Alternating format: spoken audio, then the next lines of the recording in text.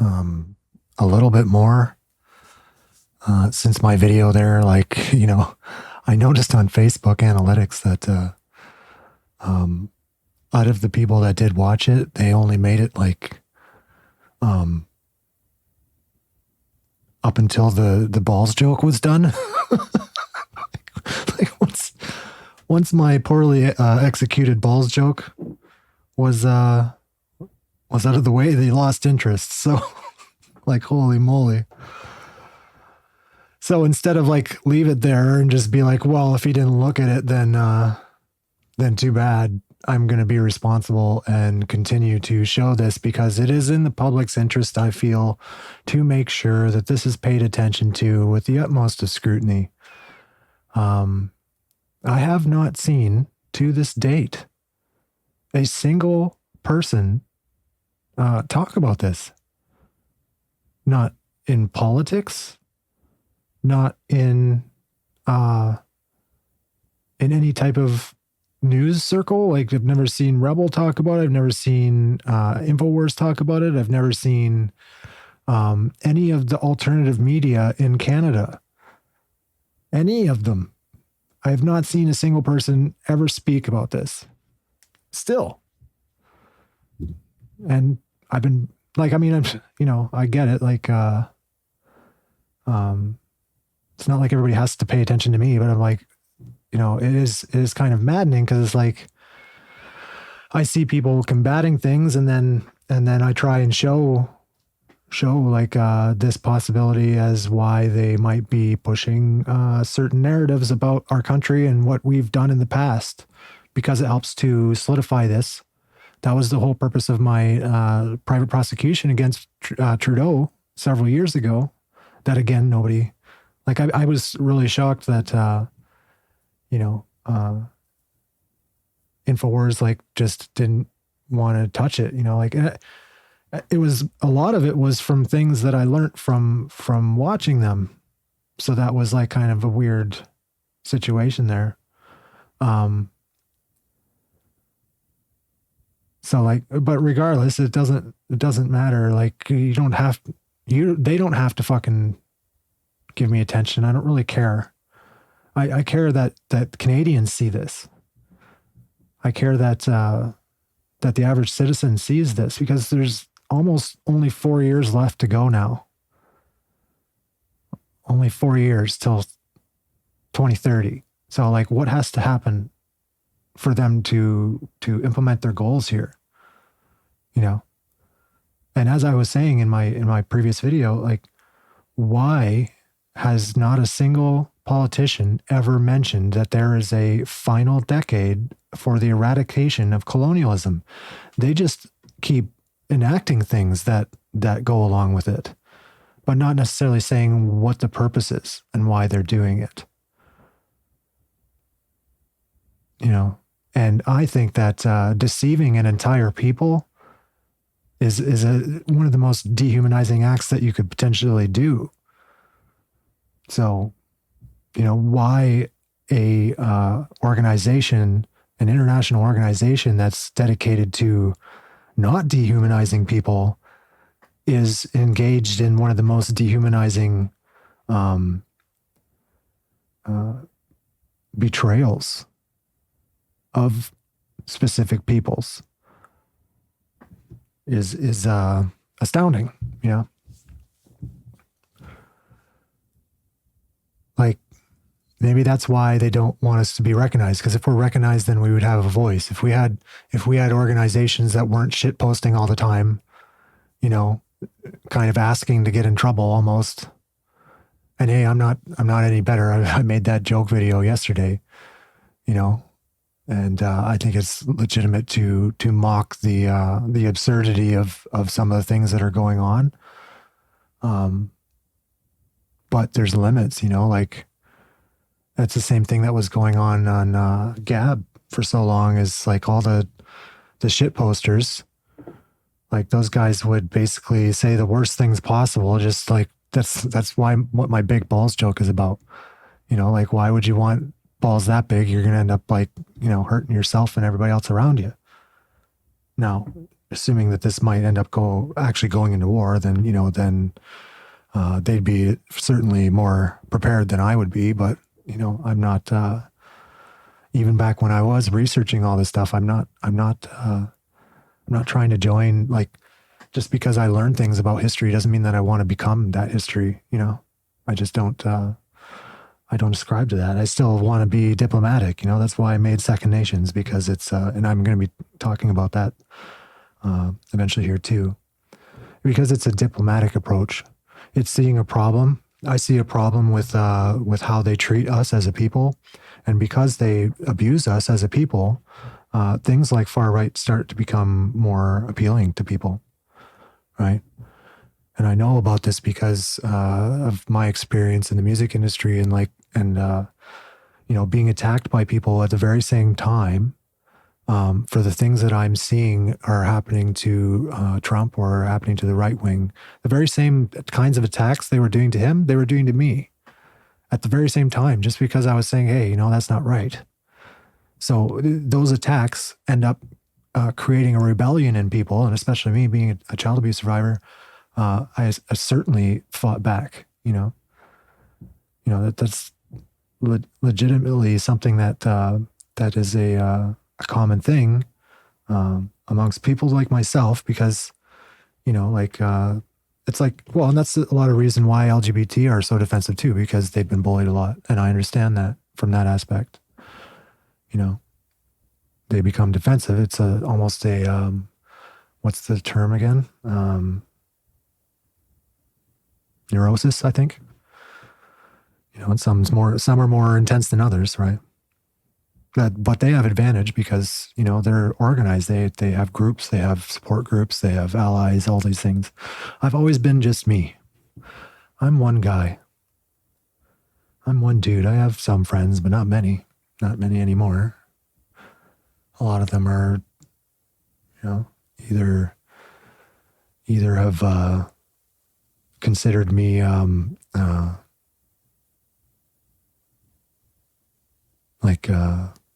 and over, or they're just like kind of creeped out by the whole patriotism thing. Like it's scary to them. Like it's like like me trying to interact with normies here. It's it doesn't go well. It's like like even the slightest deviation from their perceived reality is like a shock. Like you're gonna end up giving them a heart attack if they don't have their NPC cogs in all in a line. I sometimes forget that not everybody has been that deep into this this information battle for so many years. But at the same time too, like the worst part is that they act like I'm the danger when their ignorance is the danger. It's such an odd position to be in. Like the whole purpose of me trying to fight has been of honor. Like I've turned my life around completely, a complete 180 from like my from my past. I have a checkered past. I'm not afraid to admit it. I have to. This is a truth game, right? And I turned my life around, total opposite of George Floyd. And the same, it's fucked up because a lot of the same people that are all worried about that guy, they basically tormented me, like a guy that was trying to get his shit together. So like, I don't know. Obviously they don't care about actual criminality or not. And those same people still judged me on my checker past, right? So it's like they judged me for that, even though I'm changing my life around, but they're like, they're lionizing some career criminal that died still doing his crimes, But anyway, yeah, like that's why I've been fighting this. I started out actually researching law. I was researching different kinds of law, like common law, natural law, and trying to get to the bottom, like for Canadians and Canada's sake, to get to the bottom of why we're debt slaves. That was my initial venture into researching things. And I eventually found out that, you know, these guys that remove their citizenship successfully, you know, they get a plot of land or something like that. And I'm like, well, I could be helping. I could be doing something else, you know, instead of trying to get land for myself, you know. So I didn't want to do that anymore. But you know, this roller coaster hasn't been that great either. Like trying to help out, you know, like I've Traversy and Norman Traversy. Hey, what's up, Norman? Rip anybody off lately? Norman Traversy or Wayne Peters? You know, like, you know, it's not hard to give people credit. Hey, you know, you don't have to, unless like you're, you know, double agents or some shit. Who the fuck knows? You know, anybody wonder where the lawsuit went? Nothing about that, huh? We're all goldfish brains, eh? Can't remember shit. Guy did a lawsuit. That was my initiative, eh? I originally started, I wanted to do class action. There was more involved. It was also going to combat the child welfare aspect of the sex education, of why it was wrong for the UN to be, you know, using or basically they're being irresponsible. They're not limiting the scope of at which people have power and influence over society. That would be responsible. If human rights were to actually say, look, you don't deserve to be picked on, but at the same time too, you don't have the right to alter society to the extent that you're doing, you know, especially when it harms kids, you know. And they could argue that they're the ones saving kids, and I don't think that's actually true. But you know, that's their right to do. Still, they're allowed to think their way, and they shouldn't be discriminated against for that. You know. But anyway, yeah. So like, I've just been like butting heads with, and just even to work with people. You know, like I actually, you'd be surprised the people that I actually know personally, like from party life, that are in the Patriot game. Like it's interesting. And I think even on both sides, like I'm not 100% sure, but I might have known a certain someone that's well known on the left. It's interesting. Like I mean, it's an interesting intersection of personalities that like I've ran into over the years myself personally. It's such a coincidence. Well, not a coincidence, maybe. But anyway, yeah. But now I'm sitting here and it's like, you know,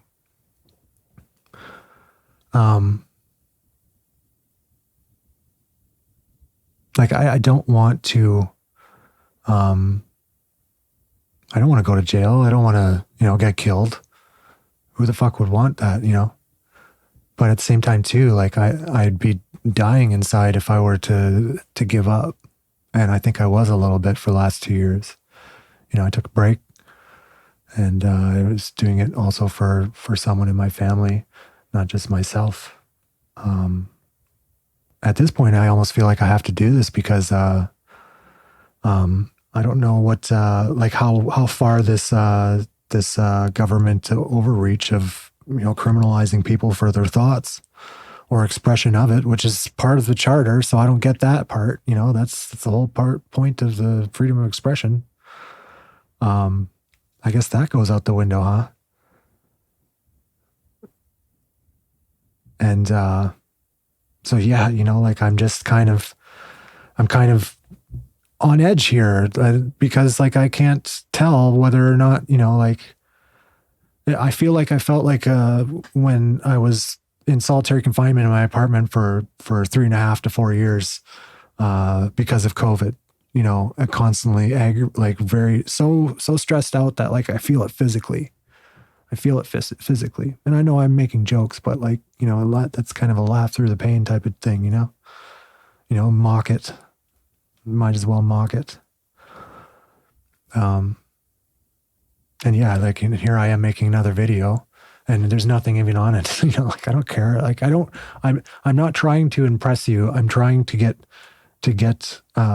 people to understand what's happening as like a public service, as a duty I feel I have.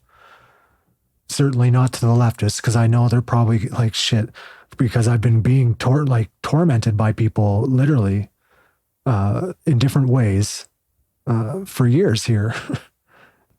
And for all I know, like even if they are justified in like the people that take like the whole far right thing too far, even if they're justified in that, people like me will potentially get caught up in the fray of it. That's why I was trying to warn those guys. Like these Canadian, like a lot of them are Canadian patriots, I feel still. And just because they have like a little bit more extreme opinions doesn't mean that I don't appreciate that they care about Canada and us as a people. Like it's like agreeing with someone that you might not like, that the sky is blue, that shouldn't be something that's a bad thing, or that you should be ashamed to admit. But anyway, that's what I warned them. I was like, look, like this exact thing that is happening right now is what I've warned about a couple years ago. They're going to make laws. Like if you do it with honor and I know it's fun. I know it's fun and it's easy to like mock things. And I just did it yesterday too, but I'm not doing it as as egregiously as others. That like me saying balls and nobody having balls, it could be mean a woman too. Like I'm not necessarily aiming at that. I just cut that show off at that point because I was like, well, yeah, I can't. That joke might be taken. I'm actually considering the alphabet people. I'm actually considering that community by actually caring to even not say like something that might be insensitive like that, even though it looks like I'm being insensitive to them by showing the LGBT police. But I'm more so making fun of the absurdity of having LGBT police. You know what I mean? Like, or no, like people that are like basically the strong arms. It's the same. It's the same bad part as having like a religiously manipulated society that's like, going back to the Inquisition or something. Like I feel that both sides are controlling in that way. So I equally criticize them in that way. Anyway, I can't remember what I was talking about there. I'm just going to leave it at this. This is the 4th international decade for the eradication of colonialism. And this has been stated by the UN themselves. And, it's not as if our leadership have not been addressed about this. And I'd say lying to the Canadian people as they subvert us is a crime against humanity. Like just because you have a plan, that doesn't mean you like bamboozle everybody. That's the very opposite of democracy. That's like not telling people what you're doing, because if they did know, they might say, "Hey, what's going on here?" And then actually exercise democracy. So, at least that's the way I see it. But anyway, yeah. So this is the 4th international decade. So what did they have in South Africa that was the leverage? That was apartheid, right? So they needed something here. And frankly, they might have even still had it with just, the aspect of using education to manipulate First Nations people. I've actually always agreed with that aspect, like manipulating them into a religion. Like I think that aspect is legitimately sour. And just as much as it is today, as the left is doing that exact same thing. They are doing it right now. The same act, it's just with a different ideology. And they're manipulating children to be like good leftist, communist foot soldiers in a way. Some of them, not all of them. I know there's exception for the rule for each side. I'm just saying that, anyway, there's only 4 more years. Only 4 more years to go, and what can happen in 4 years, and why is nobody even talking about it? It's something that people should be talking about, especially since this whole thing with First Nations. is something that would be leveraged for the desired effect to do like South Africa after apartheid. You know, like Canada needed its apartheid, so they created it, and we're still going along with it. I'm seeing people posting about the deaths that they were saying died at the school, or all these kids that died like hundreds of miles away. Like, or sorry, kilometers. I am Canadian. It just that's just how I think. I think in those terms. But yeah, like, so yeah, like it's got the death certificate and everything. So it's like on its face, out there, right in our face, fraud. It's fraud. Like this whole thing is based on, you know, like people, you know, the government pulling fraud, but then they're pulling fraud now too. Like that's not justice. It's propaganda for a purpose. And the sad part is too, is that, and I'm going to talk about Second Nations later too. And it's sad too, because I've tried to talk to several First Nations people. I tried to call chiefs just to speak, you know. It's not like I'm actually a representative of my people, but like I'm speaking up for my people, at least, you know. I'm still, you know, wanting to see what's best and not to see either people abused. I don't want to see First Nations abused, nor my people, you know. Neither of us should be abused. We should live on this land and be fruitful, you know. Work together and be brothers, you know. But you know, there's a lot of hate. There's a lot of hate on each side. There's a lot of hate on this side too, like that I've seen, and I don't necessarily like either, you know. But it's unfortunate that people don't want to talk. As soon as I bring this up, as soon as I bring up the reason why I want to talk, they just go blank. They don't want to say anything. I think it's deep down inside they actually know that part of it is a lie, and they don't want to have to admit it, and or also give up the power that it gives them, the social power. And ironically, that's part of the new view of what racism is: social power over others, right? So it might end up like, for those that are like, I massively respect the First Nations people that are not going along with the propaganda and point it out. Big respect to you. I forgot what I was saying. All right, that's enough for me because I'm forgetting stuff now. So yeah, this thing's happening. We're getting propagandized. And the government's setting up a draconian system to basically silence people that might be pointing out. How interesting is it that we are getting our guns removed at the same time that we're about to lose the country potentially to a UN plot, to a UN plot that nobody's talking about and they're just going to do. And then we're all going to be so guilty, feel guilty about it, that we're just going to fucking roll over. Well, most of us will. They probably have already tested to see how many people are going to be good boys and girls. Maybe that's part of what COVID was actually for. You know, like, fuck, who knows? Who knows? I have no idea. In actuality, I'm just trying to put the pieces together like any good detective would do. You take different pieces of it, and the most obvious answer might actually be it, or is it? I can't remember. I'm not that big on actual Sherlock Holmes stuff, but at least I think that's where it came from. Anyway, I digress. I'm going to ramble. I'm starting to ramble here. This is my not so interesting video, but just really wanted to make sure to hit home. Agenda 2030. Pay attention. It's important. See ya.